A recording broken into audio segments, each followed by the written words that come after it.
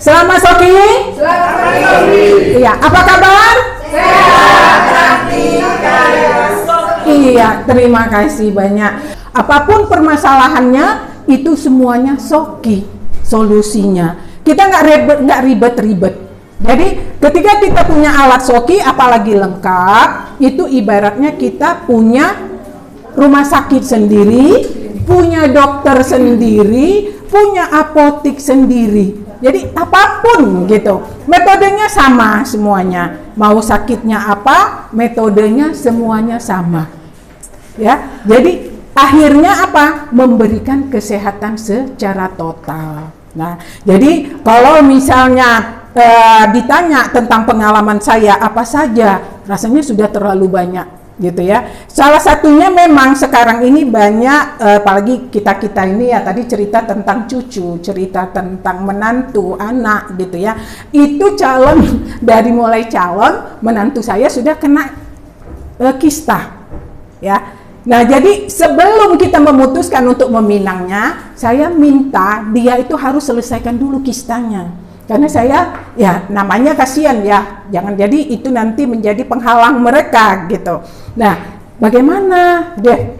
Mereka bertanya bagaimana caranya. Saya bilang dia ke dokter sudah beberapa kali gitu ya. Saya bilang beli ini 1 cimesin.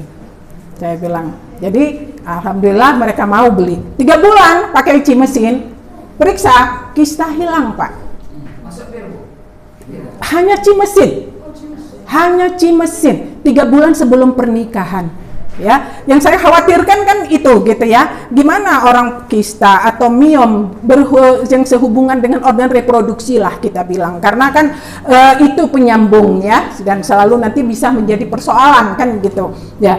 Jadi ketika dokter menyatakan bersih ini kista di kedua indung telurnya, baru saya pinang ini calon anak saya ini.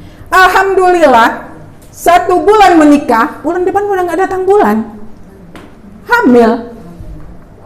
Alhamdulillah, sekarang anaknya udah 2 Bu, dan tidak ada masalah dengan kandungannya. Nah, tadi ketika Bu Yanti cerita merawat, iya kita semua itu jadikan perawatan pasca melahirkan. Jadi setelah dia melahirkan anak pertama, ya kalau barangkali lihat ada sharing ya di YouTube gitu, itu juga ada sharing beliau bagaimana dia menjalani perawatannya gitu. Nah kemudian hamil lagi anak kedua. Nah ini saya khawatir jangan lagi hamil anak ketiga dulu, entar kesuburan kan. Karena saya neneknya yang bingung kan, jadi nggak bisa kemana-mana. Harus nungguin cucu kan gitu.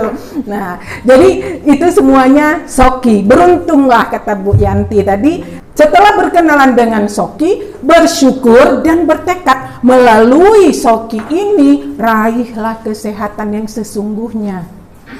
Ya, raih kesehatan yang sesungguhnya. Gagalnya orang yang selalu saya jumpai punya alat Soki, ya Pak Tanjung, dia itu gagal. Ya gagalnya kenapa? Karena hatinya mendua, meniga, merempat gitu ya.